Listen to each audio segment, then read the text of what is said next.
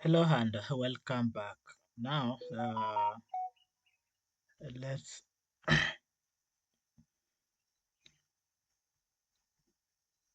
as usual, let's come here and run Jupyter Notebook.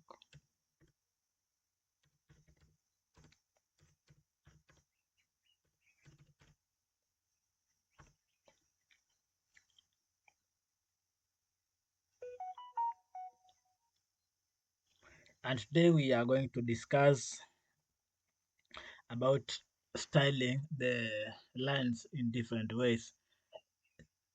Yesterday we were able to discuss about the, let me go here. Yesterday we discussed about two scales or two scale within a same chart. So let me just ask, there is problem here because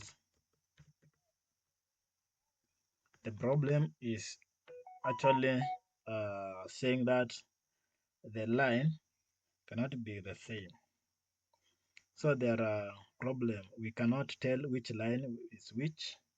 So to do that we need to style these lines. Okay, so let's do it in the next shot.